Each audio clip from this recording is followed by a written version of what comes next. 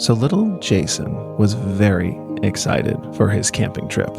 He had never gone camping before, but he had heard all these tall tales from his dad about how exciting it was and that they were going to go fishing for the very first time. And Jason was super excited to go fishing because it's something his dad liked. And sometimes when there's certain things that your parents like, you like to do them.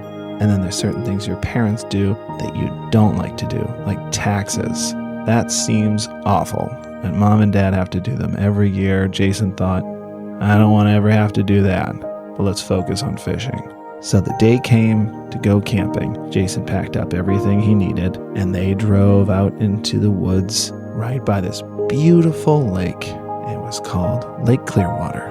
They started unpacking everything, and Jason asked his parents, where do we plug in the lights?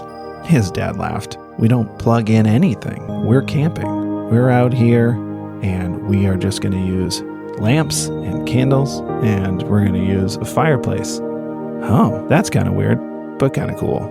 And then they set up the tents, and he was like, where's the mattress to put our beds? Sorry, bud, that's not how camping works. You're going to be sleeping on the floor. Am I in trouble? He asked his parents. Why do I have to sleep on the floor? Dad said, well, sometimes it's just fun to do. And Jason said, Dad, sometimes you lay on the floor because of your back problems. Dad was like, that's not what I'm talking about. This is camping, okay? You sleep on the floor. And he's like, okay. So they get everything ready. They're all situated and they're set up. Jason said, all right, Dad, I'm ready to go fishing. The dad laughed. Not so fast, buddy. You got to wait until early in the morning to go fishing. And Jason was like, all right, Dad, you wake me up. I'm excited. We'll go fishing. That night, they had a fun dinner. They had s'mores because, listen, if you go camping, you have to have s'mores. If you're listening to this and you're going camping, you're just in charge as the little kid of making sure the s'mores get packed, okay? And a good pillow. So he went to bed that night, and he had a tough time sleeping. It was a little scary sleeping outside, even though you were inside a tent. Hearing different sounds. It's a weird place to sleep. He's on the floor. He still kind of felt like he did something wrong. Who sleeps on the floor? But here we are. He had a tough time sleeping, but he did eventually fall asleep. The next morning, when they woke up, Jason turned to his dad. His dad turned to Jason, and they both just kind of gave each other a nod, acknowledging it's time. So they quietly pulled their boots on, quietly pulled their jackets on, not to wake Mom and Sister, and they quietly unzipped the tent and snuck out to the middle of the campsite. There was a tiny couple of embers burning from the fire before that night with a little stream of smoke. It was cold. Everything had a little bit of water. Everything was a tiny bit wet from the dampness of the night before. Dad grabbed the tackle box and the poles, and Jason was in charge of holding the net. When they marched down to the side of the lake, the water looked like glass. Almost hard to tell that it was even water. It was so still and quiet, and Dad picked just the right spot where he told Jason, this is where I've always fished. This is where my dad took me to fish, and we've always used that net. Now, Jason, again, had never been fishing before, so he was very excited. So, Dad opened the tackle box. He showed Jason how to bait the hook, and they put a couple of weights on and tossed him into the water. Now, again, Jason didn't know what to do next. What do we do now, Dad? Now we wait. Now, that didn't sound super fun to Jason, because asking little kids to just sit there and wait was a difficult task on its own. Can I throw rocks into the water? No, we don't want to disturb the fish. Can I stand in the water? No, we don't want to disturb the fish. So Jason and his dad just sat there and waited. Now, lucky for them, because Dad knew the special spot. Only about 10 minutes later, one of the poles started to move up and down. So Dad quickly ran with Jason over to the pole. They grabbed it together, and he showed Jason how to reel it in. The pole was almost pulling really hard. It was hard to hold. Dad had to help Jason reel it in. And they reeled and fought this fish all the way into shore. And what happened next was the most magical thing Jason had ever seen. When the fish got close, Dad told Jason to grab the net. He scooped it under the fish and lifted it into the air. And when he did, the fish turned solid gold. Jason's dad was jaw-dropped. He had heard tales from his grandfather, who was told by his grandfather, that there were golden fish in Lake Clearwater, but he had never seen one before.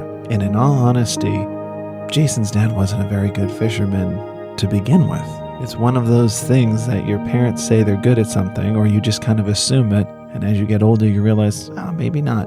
So Jason's dad had never caught a golden fish, never mind even saw one before. Now Jason is struggling to hold this thing because gold is pretty heavy, and a solid gold fish is super heavy. So Jason's about to drop it, and he does. He unfortunately drops the net, and the fish turns from gold back into fish and swims away. Now Jason gets real upset, and he gets a little sad, and his dad claps him on the back and is laughing. Son, we have seen something only your great-great-grandfather has seen. A golden fish in Lake Clearwater. That's something to be excited about. But we didn't catch it, Dad, said Jason. Jason's dad smiled at him. Fishing isn't just about catching things. It's about the experience together. Like with all things, it's the journey, not the destination. Jason didn't really understand this catchphrase because he wasn't allowed to really move. So what journey? We're just standing in one spot. I can't even stand in the water. So they went back up to their campsite as Jason's arms were very tired from holding up a golden fish. They went up. He told his mom and his sister, who both rolled their eyes at Jason, thinking he's telling another one of his tall tales, like the robot that flew overhead their house that one time. It didn't really fly over. It was just a drone. He'd never seen one before, and he was pretty convinced there were robots taking over. That's a story for another time. They had lunch, they had dinner, and Jason was quiet for pretty much the rest of the day. So Jason's dad pulled him aside and said, "You're still pretty bothered about that golden fish, huh?" Jason thought, "Yeah, Dad. But what if we caught it? Wouldn't that be like the greatest thing in the world? We could take it back and show everybody, and we could show Grandpa, who's still around, that the golden fish story is true." Jason's dad smiled and said, "We can try again tomorrow, and if we catch the fish, great. But if you don't, you need to promise me that you're not going to get upset by it. You can get discouraged, and that's okay, but don't let it ruin your whole day. Part of trying new things is learning how to succeed and learning how to fail. And this is just another part of it. So we can try again tomorrow, but you have to promise me that no matter what happens, you're going to have fun and you're going to be grateful for the adventure." And it was a little hard for Jason because, a golden fish is probably worth a ton of money and could really change their life. And then Mom and Dad wouldn't have to worry about the taxes thing so much. But Jason agreed. "Okay, tomorrow, no matter what happens, I promise we'll have fun." So that night, they had their dinner.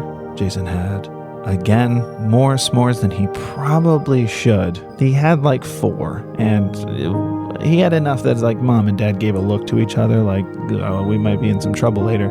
Then that night, Jason went to bed, and when he woke up the next morning, he turned to his dad. His dad turned to him. They gave the nod, and they did the same thing again. They got up quietly, although there was a couple of from Dad because that was night 2 sleeping on the ground for him.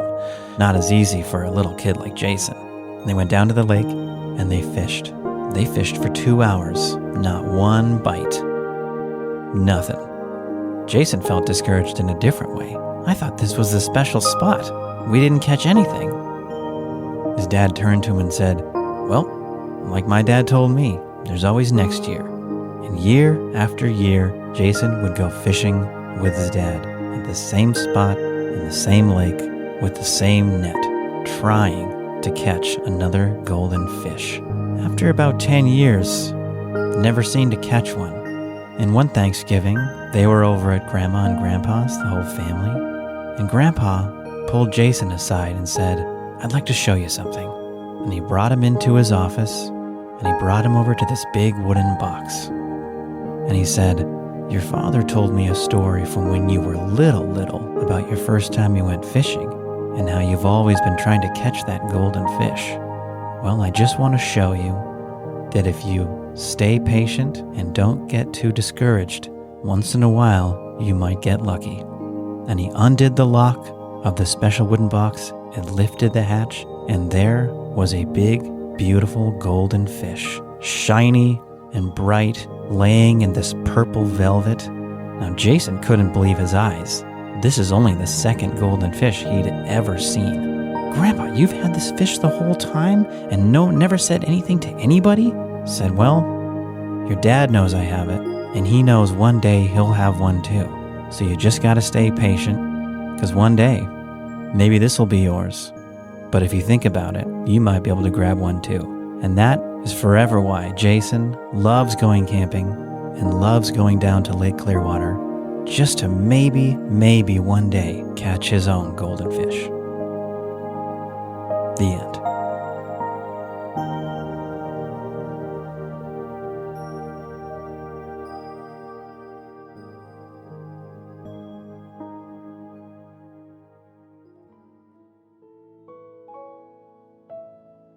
I don't know if anyone has ever spent any time in Ireland, but there's this beautiful coastal town off the coast of Wicklow.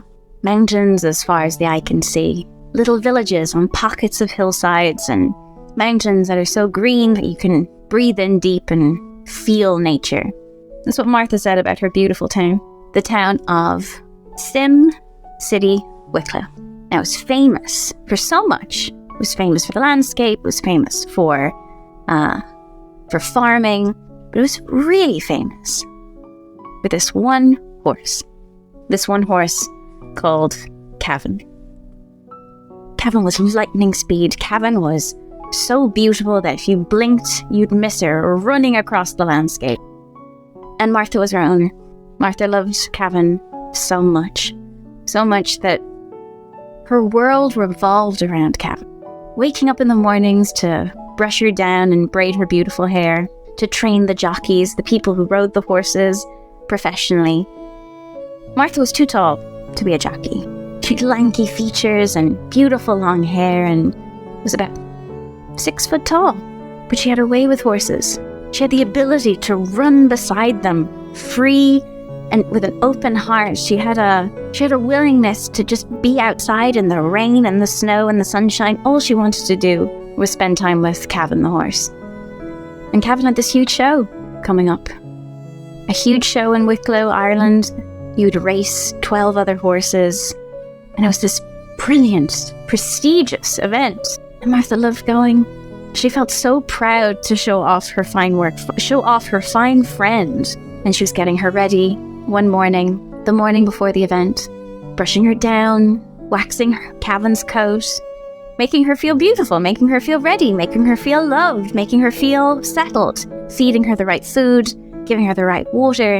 And it was this gorgeous day where the sun shone brightly and Martha felt at peace, and she was putting on Cavan's horseshoes, nailing them in like you do.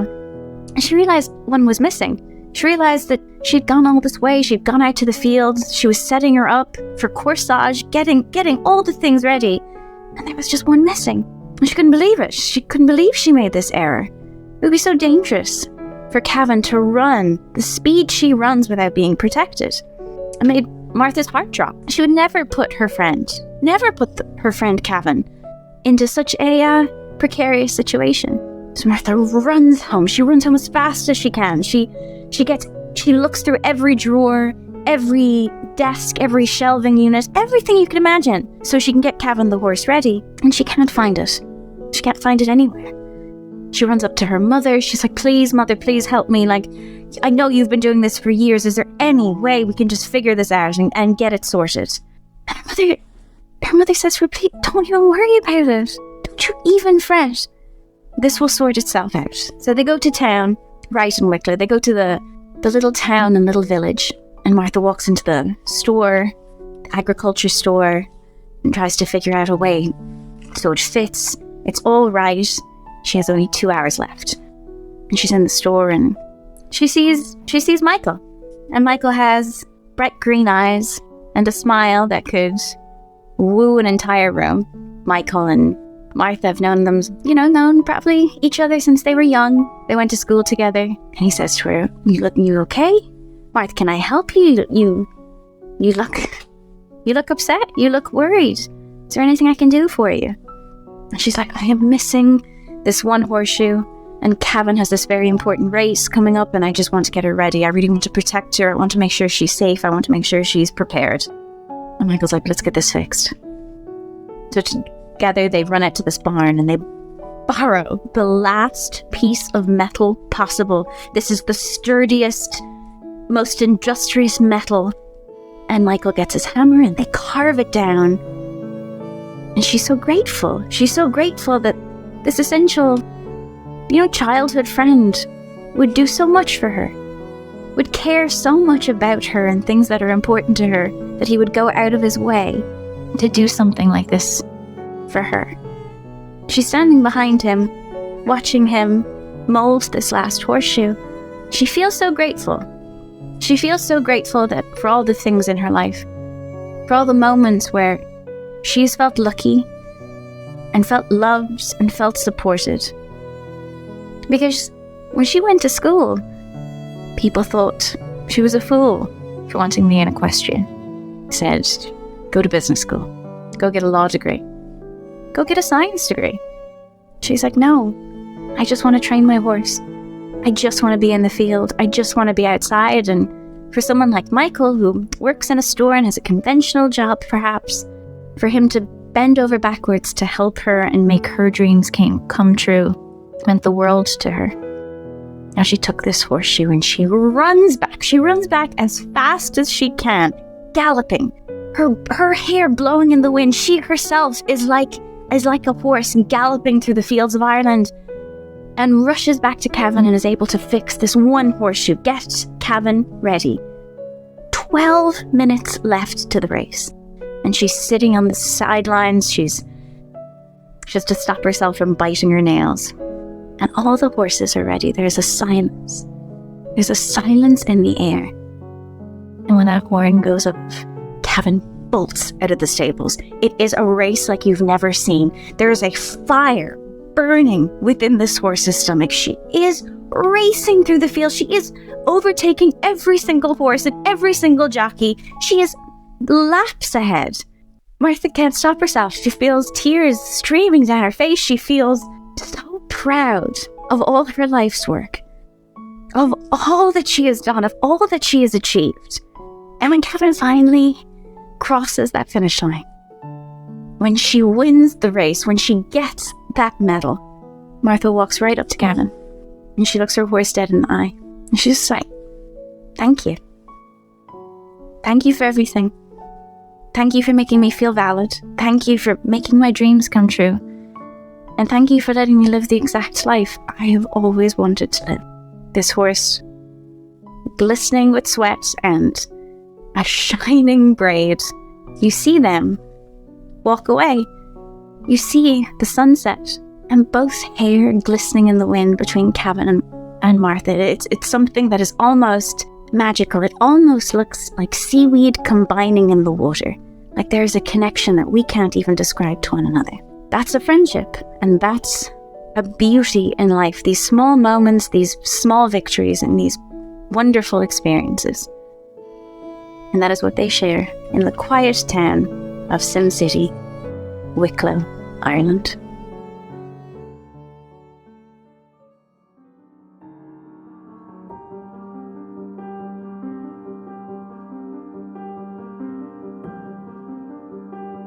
Once upon a time, there was a young girl, and she really wanted to be a gymnast, right? She was extremely athletic. She could do, amazing leg exercises and splits and things, but she had an issue with her arms. And the issue with her arms was they were made of toothpicks. And it made it very difficult for tumbling. Her fingers were toothpicks, her arms were toothpicks, but she was extremely agile. And there was a procedure that she knew she could get done. She talked to her parents about this, and the only problem is that it cost $100. And at the time, her parents were sort of struggling to make ends meet. She had other brothers and sisters. One of her brothers was a very, very skilled mathematician, and so they put a lot of money into, getting him ahead in the math program, and there were extra schools and things. They were spending money on him. But she felt, because she was the only child with toothpicks for arms and fingers, that she should probably get more special attention than her brilliant brother. So she came up with a plan. Her plan was a little complicated, but she thought she could pull it off. The gymnast girl's name was Maria, and Maria really wanted to keep competing in gymnastics. She really thought she had a shot winning a gold medal in the parallel bars, but you really need stronger arms than toothpicks to support your weight on the parallel bars and do all those spins and flips and turns. So she wanted to go get this procedure that would make her toothpick arms, it wouldn't change them, because she loved the way that she looked. She loved the way that she was sort of built, but it would make her toothpick arms stronger. It would sort of reinforce the wood of her arms and the wood of her fingers to be not petrified that it couldn't move, but just stronger, and build up the wood so that it wouldn't splinter or break. So she had a plan. She needed this $100. And so she thought she would do what she does best. She was very athletic and limber, and she was very flexible from doing gymnastics. So she thought she could enter a dance competition. It was a 48-hour dance competition.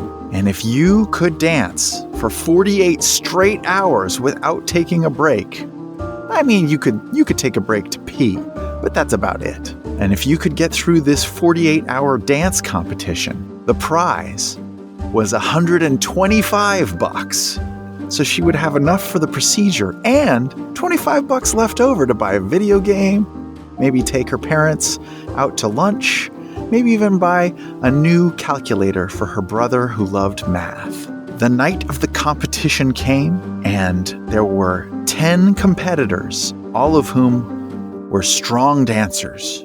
Some were older than her, some were big, strong dudes, some were very flexible ballroom dancers. So she was getting a little bit nervous, but Maria needed this money, and she needed to make her dreams come true. The competition began. And she was super nervous. I mean, her heart was beating in her head. Her little toothpick fingers were shaking. And her dad looked over, and he could see she was nervous. He could see the fear in her face, and when her toothpick fingers would shake, they would rattle, and they would make a wood rattle noise. And thank you. And it was a little bit off-putting and a little bit distracting, and she instantly felt embarrassed. She loved having these toothpick hands and these toothpick arms because it did make her different. It made her unique. But there were moments where she just wanted it to stop. And so her father pulled her aside, and he said, "Marie, you need to just take a breath, and you need to exhale, and then you need to rediscover the dancer inside you, because everyone is born with a dancer inside, but not everybody can access that dancer inside." And I have other children, and they do other things, and Billy with his math thing, he can't dance. He's got 2 left feet. And Roger, your other brother, is a lovely kid, but if you've ever seen him try a 2-step, it's just not pretty. And you have that talent. You have that talent within you, and it's in your heart, and it's in your legs. So don't forget the power in your legs, and don't forget how special you are with your toothpick arms and your toothpick fingers. Because I know for a fact, I mean, I'm not a professional dancer, but I've seen a lot of movies. Footloose was really big when I was growing up, and I've watched Chicago, lovely picture, wonderful stage show. And I know that Jazz hands are the thing that can put you over the top. It could be a difference maker. And you can win that $125 with the greatest, most unique jazz hands ever, because no one in the history of dance has ever done jazz hands with toothpick fingers. And you are special, and you are going to be a legend, and you are going to take all these other dancers down tonight. So get out there and find that dancer inside. So she took a deep breath. She shook out her little toothpick fingers. She gave her dad a hug, and she walked out onto that stage. And the music began. They started slow, some slow songs to warm everybody up. The 10 dancers were dancing, just a little mildly at first, getting their hips limber, getting their knees bent, getting into the flow of the music. And there was a big crowd gathered to watch these 10 dancers go as long as they could go. The DJ, after about an hour or two, kicked up the music into more upbeat stuff, hip-hop and pop, and the dancers were pushed to more challenging routines, but all of them were looking pretty strong. The audience was taking pictures and still really into it, clapping along with the music. Maria saw her dad in the audience cheering her on. But as that first night lingered on, and they danced all evening, all the way through the night to midnight, all the way till sunrise the next morning, 3 of the dancers, of the 10 dancers, they didn't make it. One of them got calluses on his feet and had to drop out. The other was really hungry, and so she left to go get some chicken. And a third dancer just got distracted. Distracted by all the lights and noise and dancing, and she forgot to dance for a few minutes, and so she was disqualified. But Maria was still going strong. She noticed that her strongest competition was going to be from a young boy named Hansel. He had incredible grace on the dance floor, but also he had incredible leg muscles. They were so large that they bulged out of any regular pants, and he had to wear special sweatpants that billowed out almost looked like reverse mushrooms, because they were containing his huge dance muscles. Maria was really scared by this, but she kept listening to the words of her father replay in her head. She had a dancer inside of her. She had power in her legs. She just needed to breathe, to exhale. And so that's just what she kept doing all the way during the competition. The next day was a bitterly hard day. Lots of dancing, lots of different songs. The DJ had run out of his own music and was starting to just play random songs from the radio. Some of them were commercials and old ballet music, opera, stuff that you really can't even dance to, polka music, strange hold music. At one point, the DJ called customer service and just left the hold music playing for about 3 hours. It was very hard to dance to, but Maria persevered. And by the end of the first 24 hours, there was only 5 dancers left, and she was one of them. But she wasn't sure that she was going to make it the whole way. But she remembered what her father said about the dancer inside. And she knew that these other dancers were talented. They obviously had stamina, but she had stamina too. Young Hansel, at a certain point, was starting to fade even. His billowy MC hammer pants were now just drenched in sweat, and they stuck to his knees, and it made it cumbersome for his fast leg work that he liked to do.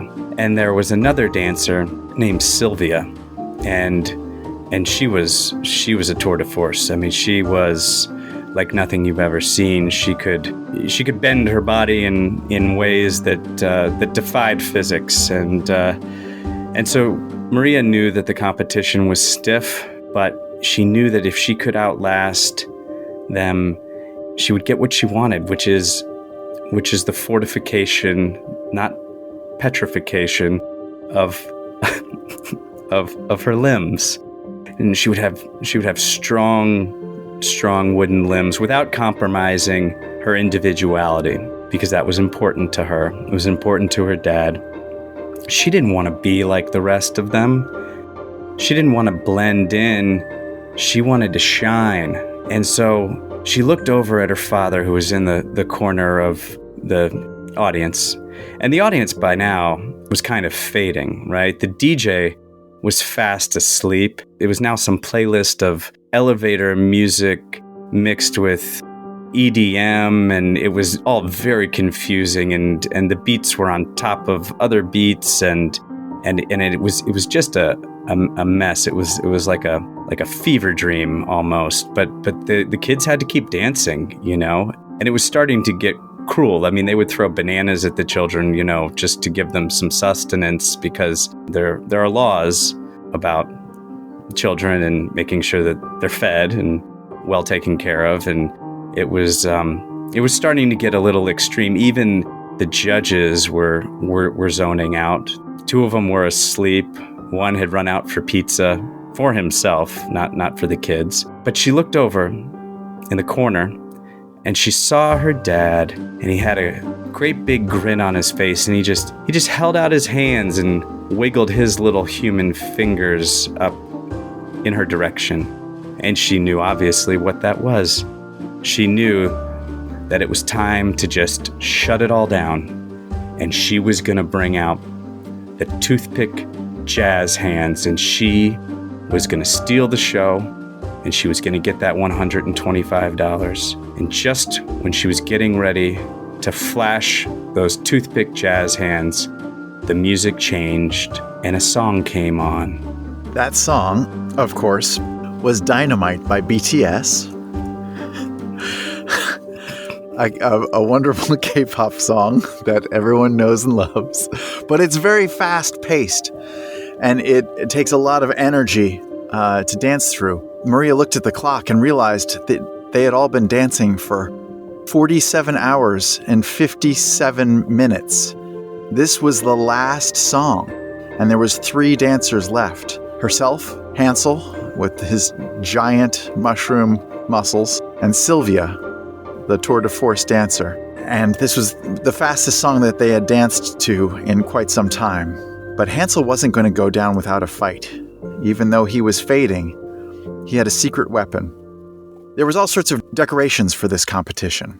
Streamers, glitter, balloons. Hansel pulled down some of the balloons that had previously been held up by helium, but over the course of 2 days of dancing, they had faded and they had sort of drooped down towards the stage. He grabbed the balloons, and because none of the judges were really paying attention, 2 were asleep, 1 was out on a pizza run, they didn't see that he sort of kicked the balloons towards Sylvia. Sylvia was spinning and dancing to the glorious K-pop sounds of BTS, didn't see the balloons, tripped over them, and fell off the stage with a kaboom. She wasn't injured, but she was so tired from dancing for 2 days that she just fell right asleep. She was instantly out of the competition, leaving only 2, Hansel and Maria. And Hansel wasn't done with his cheating. There was only 1 minute left in the competition, and he gathered all the balloons that he possibly could and surrounded Maria with them, trying to trip her up, to confuse her, to distract her from the block rockin' beats of BTS. But she remembered what her father had said. Use those jazz hands. Those jazz hands. And the balloons that were swarming her body, she jazz-handed them. But because she has toothpicks for fingers, pop, pop, pop, pop, pop, pop. She was popping the balloons left and right with her jazz hands. Hansel couldn't believe her ingenuity, her powers. He threw a whole dozen balloons at her to try to trip up her feet. But pop, pop, pop, pop, pop. She just popped them away like they were nothing. Standing before her before him in all her glory, Maria was an unstoppable force. And she leveled her finger at him, pointing her jagged, sharp toothpick finger at him, daring him to make a move, to try something else. But at this point, Hansel knew he was beat. He couldn't overcome her power, her strength, her wooden strength. So he crumbled and fell in a puddle, collapsed on the stage, exhausted, and he forfeited the match to clearly the champion dancer of them all, Maria, the girl with toothpick hands. Victory was hers. Her father, who had stayed up the whole 2 days with her, ran up and gave her a hug. Everyone cheered, everyone who was still awake. The judges woke up and they saw what had happened and they said, "Congratulations, Maria. You are the 48-hour dance champion." And they handed her an oversized check for $125. And she looked at it and she said, "What bank is going to take this thing? It's gigantic. Can you Venmo me? Or is there an easier way?" And they explained to her that was just a prop for visuals and it was just something that they did. I don't know. It's just a tradition. But she would get that money. She got the money. She had the procedure done, and she got the strongest toothpick arms and fingers out of it. And she was so grateful for the opportunity, and she rediscovered that dancer inside. And she eventually, when she got older, ended up opening a dance studio just for young boys and girls who had limbs that were made of non-limb material. And she inspired generations to come, and there are statues and monuments in her honor, all because she stayed true to herself and she listened to the dancer inside. Once upon a time, there was a young high school player named Ronnie Barbary. And Ronnie Barbary grew up in a small town in West Texas. And I don't know if you know, but West Texas is quite famous for football. And his lifelong dream was to be drafted by the Dallas Cowboys in the first round. The thing about Ronnie, though, was he wasn't your typical kid. He wasn't your typical athlete. He had a magnet in his knee, in his kneecap. And what had happened was he had had a knee injury as a young boy, and his parents sent him off to a doctor out of state that had been recommended to his parents. But that doctor wasn't very good, and the doctor was just supposed to fix the kneecap, possibly put a metal plate in it.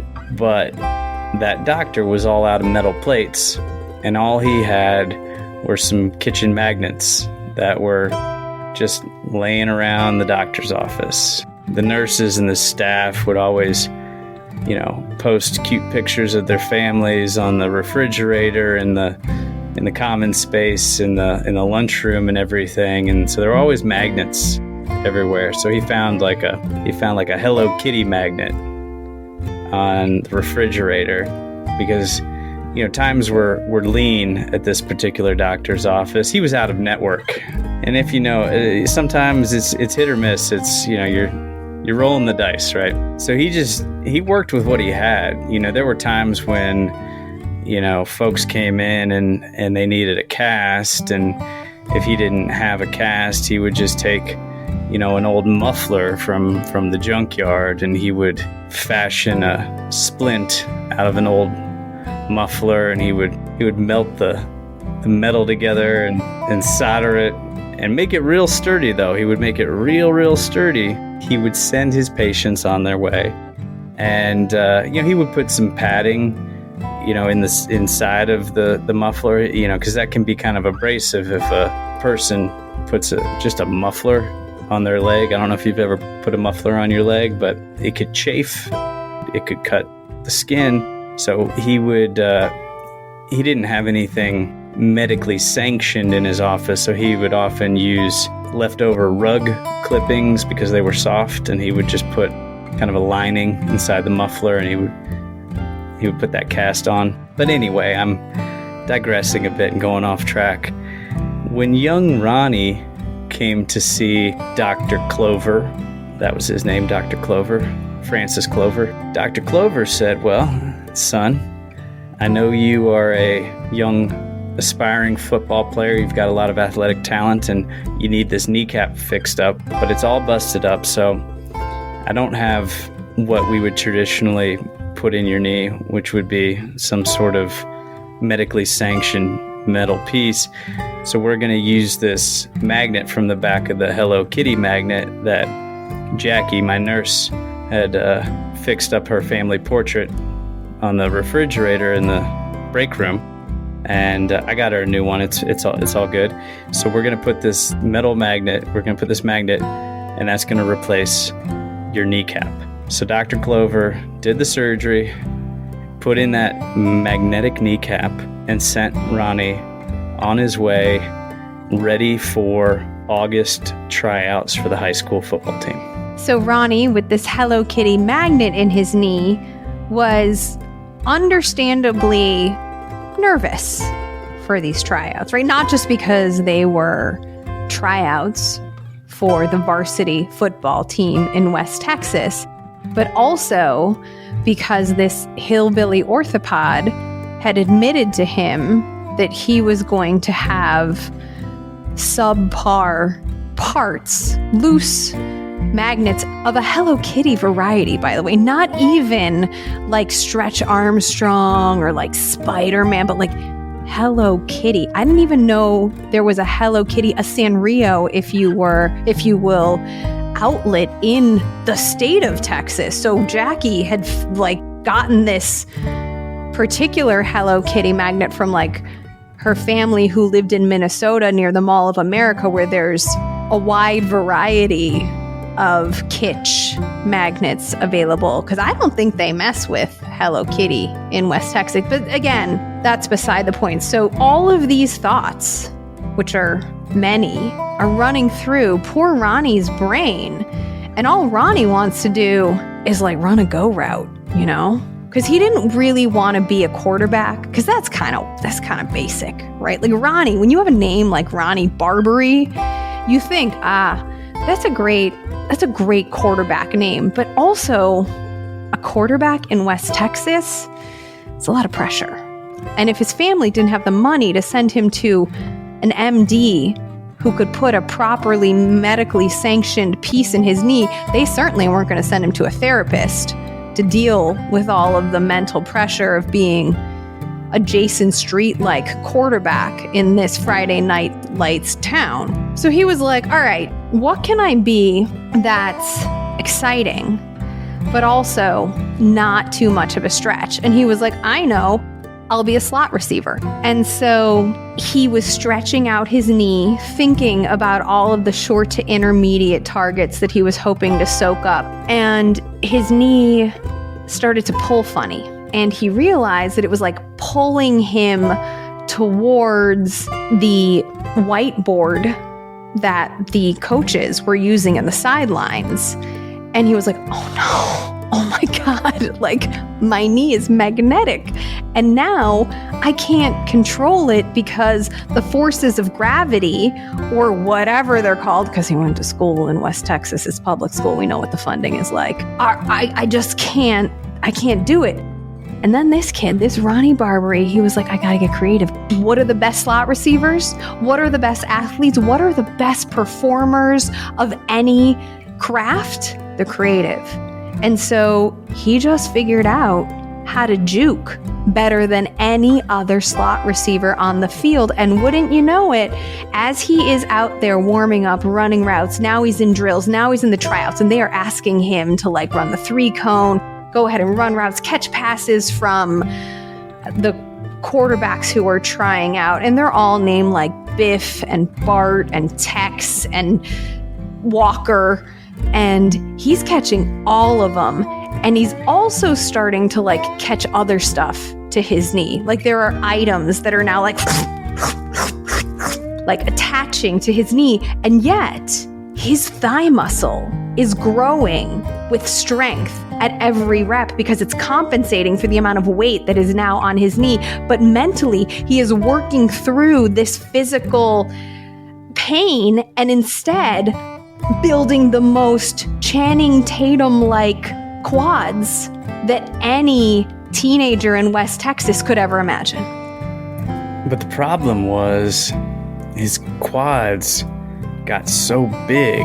Well, one of them in particular, the one with the Hello Kitty magnet in it, he couldn't ever find the right pants to wear, right? Because his quads were two different sizes. The one leg with the magnet in it, that was obviously the bigger quad.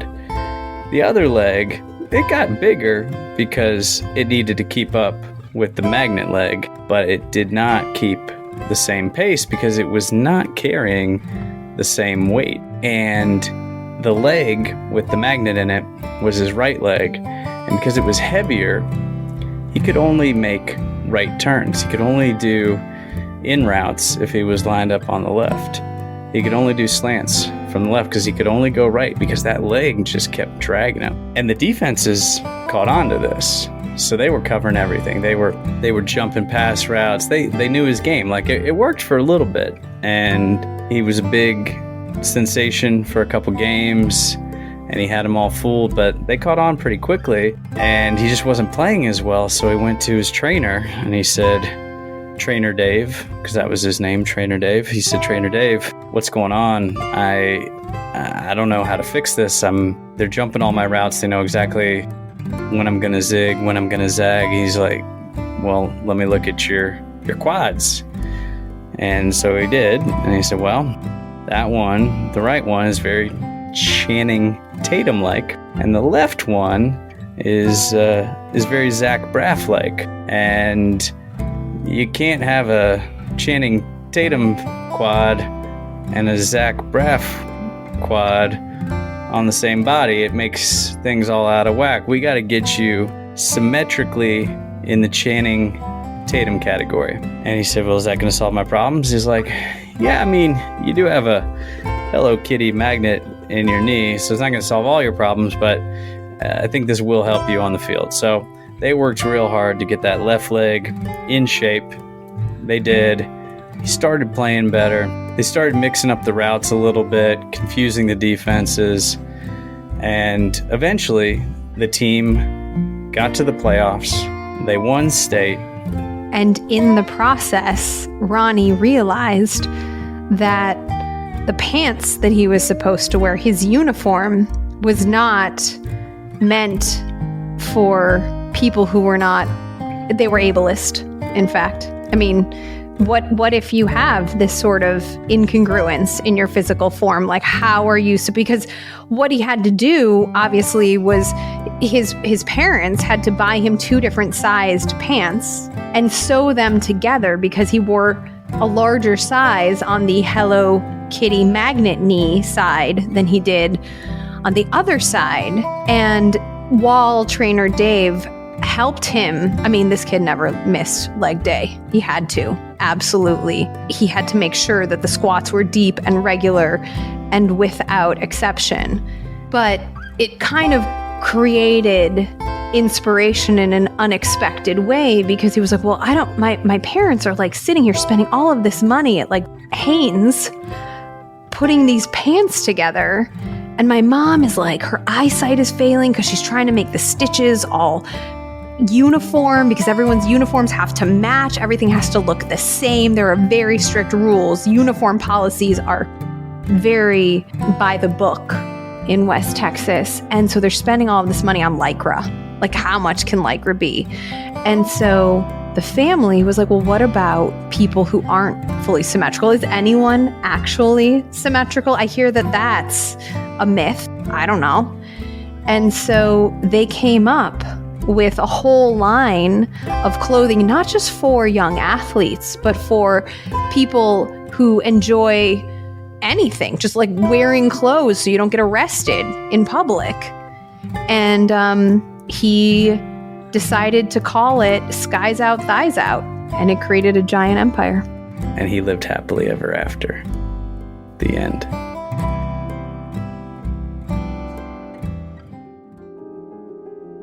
Once upon a time, there was a young cat, a kitten, named Three Socks. And she was called Three Socks because she was a black cat, a black kitten. She had three white paws. The fourth was black, like the rest of her fur. And she was a wild kitten. She lived in the forest. And she had lots of forest friends. She would often be seen running around with her favorite dog, Jasper. Jasper was her best friend, and Jasper, in comparison to Three Socks, was gigantic. Jasper was a 160-pound mastiff, one of these big, slobbery dogs. And he was extremely gentle. There were times when Three Socks would get herself into a predicament in the forest. You know, there's lots of hazards in the forest. There was a quicksand spot, which is something I feel like we've forgotten about recently. That was a big thing in the 80s. We were always worried about quicksand. I don't know if quicksand just went away or we just got consumed being scared of other things, whatever the fear du jour is. But quicksand, for a time, really captured the imagination of young people and drove fear deep into their hearts. So there was one day when Three Socks was playing a little too closely to the quicksand pond, because that's where all the mice used to hang out, because mice, for whatever reason, they just thought quicksand was cool, and they were pretty spry, and they could kind of get in and out of it. They had sort of adapted, you know how animals just adapt to things over time. But Three Socks, even though she was an agile, athletic young little kitten, quicksand was very dangerous to her. She always tried to stay as far away as she could, but the mice that hung out on the shores of Quicksand Pond were always just too enticing. Well, one day, she got too close to the Quicksand Pond, and she yelled out for Jasper. Jasper had been looking at a campsite that some humans had just vacated. Now, Jasper, being a large dog at 160 pounds, was always hungry. And Jasper found at this campsite that the campers had left behind a couple of dirty plates full of macaroni and cheese. Jasper had heard about macaroni and cheese in the wild, but living in the wild as a wild dog, he had never come across it. It was something of folklore that the raccoons had told him about. So Jasper was distracted, licking up these plates, the remnants on the plates of mac and cheese, when he heard, "Jasper, Jasper, help, help." Well, he knew right away that was his friend Three Socks. So he thought, I really do like mac and cheese. There's a couple of plates left, but maybe this is just a game that Three Socks is playing with me. And then something went off inside of Jasper's head called intuition. He said, "You know what?" to himself, "My friend's in trouble." So he ran like a stallion through the woods, jumping over logs, running under briars, bouncing off of rocks. He actually went in a big circle, trying to find that scary quicksand spot. Luckily, his friend Three Socks was still calling out for him. Jasper finally got to the edge of the quicksand, and he screeched to a halt. Leaves were flying everywhere, and some mice on the side were snickering. "What are you going to do about your friend now, big dog?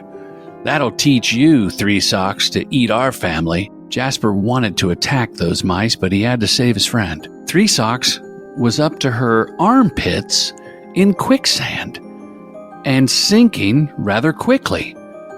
Jasper yelled out, "You sink quickly in quicksand. That's how it got its name." Three Socks said, "Don't worry about that. Just get me out of here." So Jasper looked all around, and he thought, back at that campsite, the campers had left a fishing pole up against a tree. At first he thought, my, those were forgetful, sloppy campers. No matter.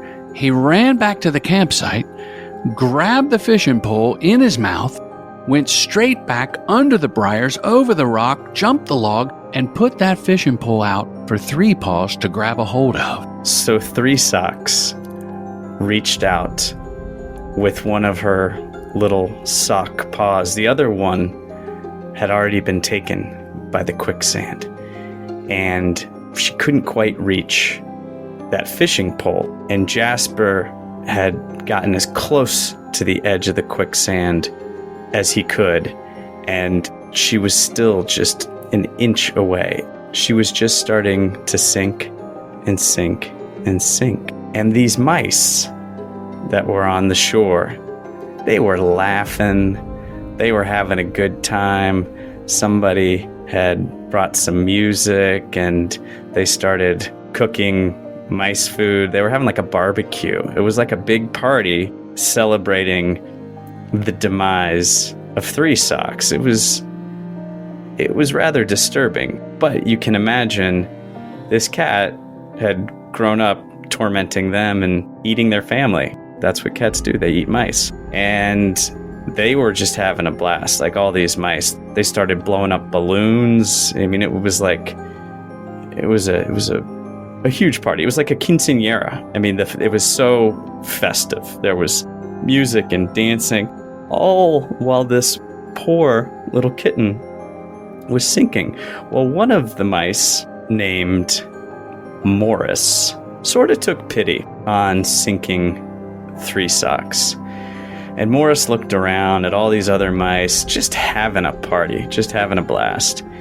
And he looked over at his buddy, whose name was Jimmy, and he said, "Jimmy, I know this is a lot of fun. Three Socks has been torturing us and hunting us for years now, but I have an idea. I think we should save her." And Jimmy was like, why would we do that? He said, well, one, I think it's the right thing to do, because I can't just sit and watch this kitten get swallowed by quicksand, and I won't be able to sleep at night, and my conscience just won't let me do it. And I know the natural order of things is that cats eat mice and we're supposed to hate them, but I just watching it, I can't do it. And then twofold, I think if we save her, we can cut a deal so she leaves us alone. So they hatched a plan. So while Morris and Jimmy went back to the mouse hut to hatch a plan to save Three Socks, Jasper was still tugging away, but he didn't want to tug too hard because Three Socks was only holding on to the fishing pole by one paw. Out of the corner of his eye, Jasper winked at Three Socks as if to say, I think Jimmy and Morris are going to help us, but he couldn't be too sure. You can never trust a woodland mouse. Three Socks was holding on by his one black paw. We no longer saw the other three white paws. He was holding on to that fishing pole, but the quicksand was too porous. It was engulfing Three Socks, so that now just his one paw on the fishing pole and his little head with his neck up reaching for breath held on. And Jasper thought, maybe if I made the quicksand less quick, it would save me a little time until the mice get back with their plan. So Jasper wedged the fishing pole between two rocks, which is very hard for a large dog because they have no thumbs. He did it with a paw in his mouth, and he proceeded to vomit up some of the mac and cheese he had eaten at that campsite. And he projectile vomited the mac and cheese into the quicksand. The quicksand turned into a cement, hardening so that he wouldn't sink any longer. Three Socks was safe for now. But as the mac and cheese, a little bit of vomit, some chewed up bones that Jasper had also thrown up, mixed with the quicksand, we had a new dilemma. Three Socks, with one paw and his head sticking out, was now encased in the hardening mixture. What were they to do? The mouse party continued. The mice laughed. They walked out into the hardened quicksand and taunted Three Socks. They danced around him, sometimes farting on him. Well, Jasper wanted to stroll out there himself, and he tested it with his big paw. It wasn't going to hold his weight. At 160 pounds, he would have cracked it and everyone would have fallen in the quicksand. Mice, Three Socks, and himself. He was about to give up hope, but he couldn't let his friend be there alone. Just then, Morris and Jimmy came back, and they had a plan. They had gotten some cheese from a local farmhouse. They waved at their friends and said, mice friends, it's getting boring tormenting this cat. Leave her alone. We've got cheese." It was a cheddar cheese, which is a favorite in the woods. They don't get it often. Well, all the mice came over and started nibbling on that cheese. Jimmy and Morris had saved the day. And Jimmy turned to Morris and said, "You know that cat Three Socks ate my Aunt Jenny."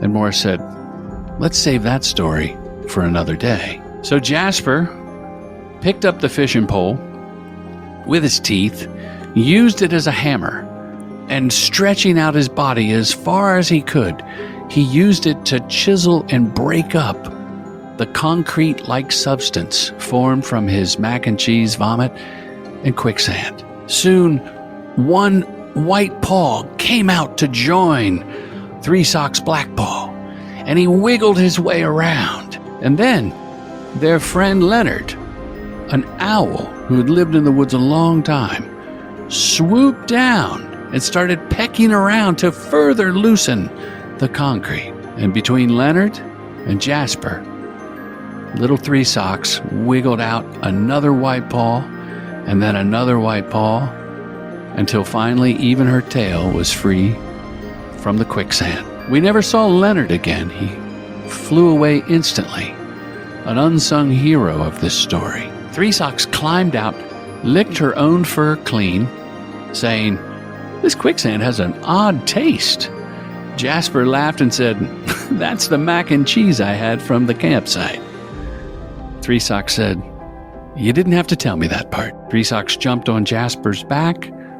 They rode off into the night to live another day. The end. Latkes, a Hanukkah tale.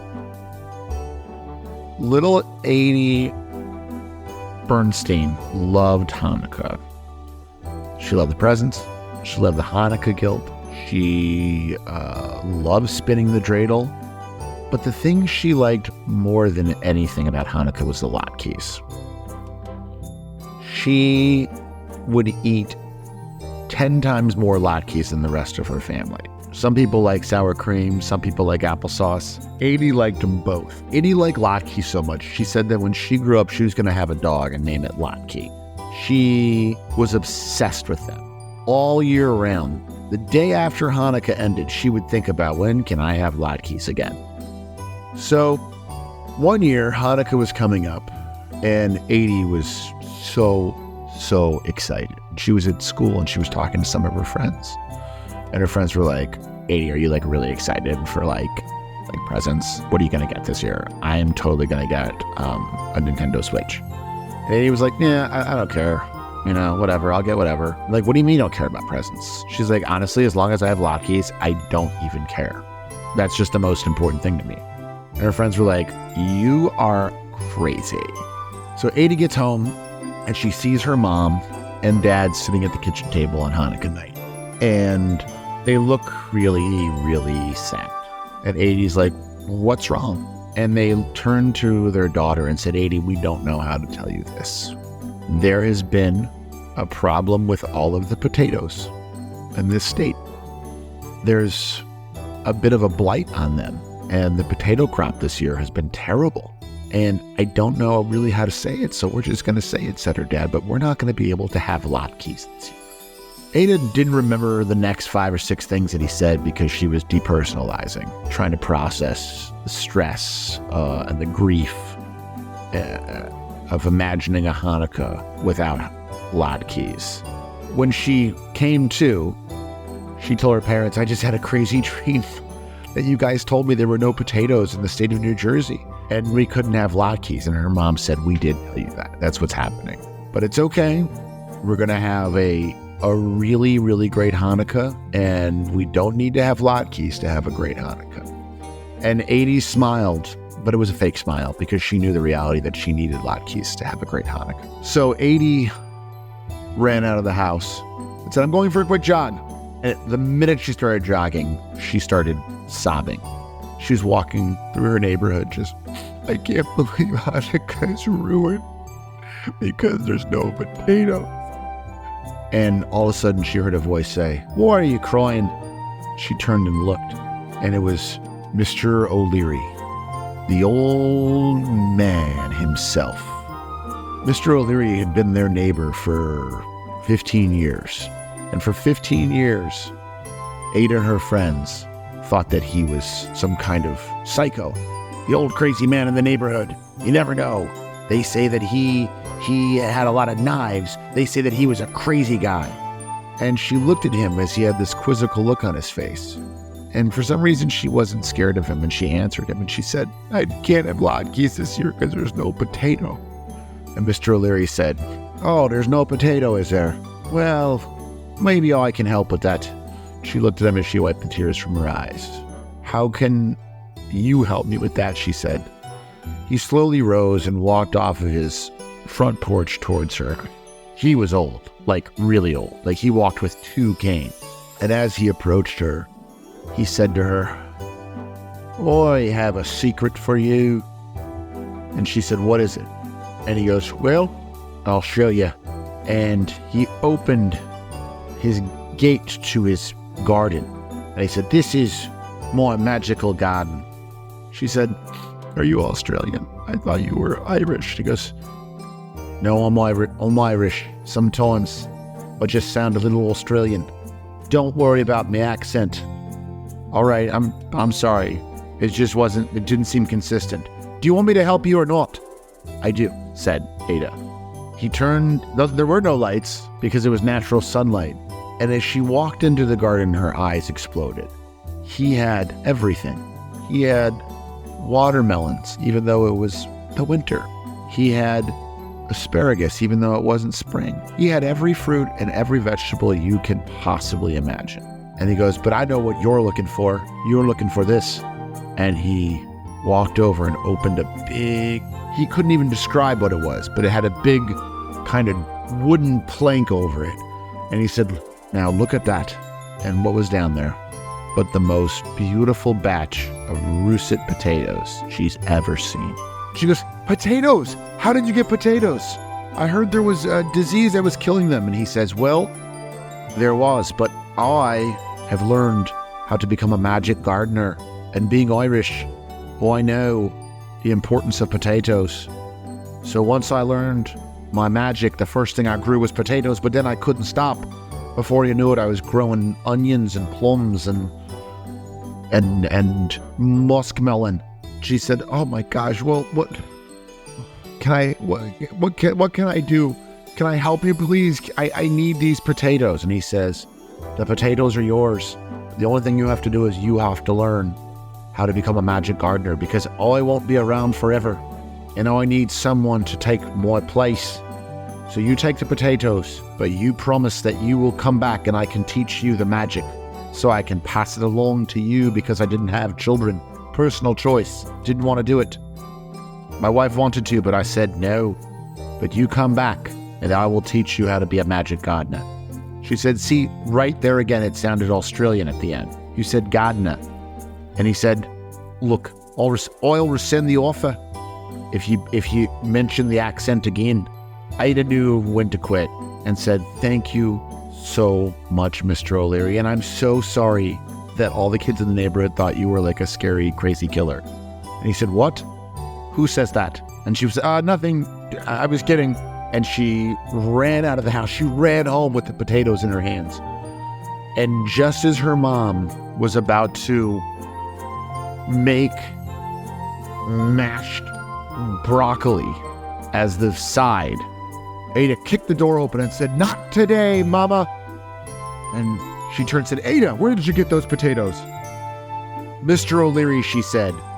He's a magic gardener. Oh, Mr. O'Leary's a very nice man. But I still can't make Latkes. Ada's eyes widened. Why not? Because I broke my box grater, her mom said, and held up her broken box grater.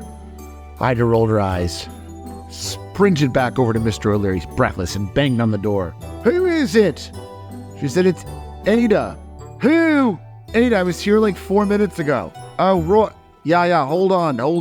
I'm all the way up the stairs. It's going to take me a minute to get back down. Ada stood there, tapping her foot as she could see him on his little chair that kind of slowly goes down the staircase. He got off, opened the door, and she said, Mr. O'Leary, do you have a box grater? He said, box grater? Yeah, I do. Hold on. Walked to the kitchen, came back with a brand new, never used box grater. He said, please wash it right after you use it, because I don't want the little pieces of potato to be stuck in it, because once they get stuck in there, they're hard to get out. She said, of course, thank you, sir. She ran back home, opened the door, threw the box grater into the air. Her mom caught it in her left hand and started grating those potatoes. And Ada ran over and she grabbed the shredded potatoes and she put them in a dish towel and she wrung out all of the water. And then she put those potatoes inside of a bowl and put in some flour and egg and salt and pepper. And she formed them into perfect little patties. As her mom heated up the oil, Ada flung them down to the hot pan, turning them till they're crispy and brown. And then, short 5 minutes later, Ada sat down for Hanukkah dinner with her mom and dad and little brother Mickey. And her mom placed on the table the most beautiful platter of latkes she'd ever seen. And Ada's dad walked in and said, oh, latkes, I thought we were out of potatoes. And Ada said, well, Mr. O'Leary gave them to me because he's a magic gardener. And the dad said, oh, the Australian guy down the street. And Ada slathered sour cream and applesauce on her latke, put it into her mouth, and took the most perfect bite ever. And Ada knew that that was going to be the most special Hanukkah ever. The end.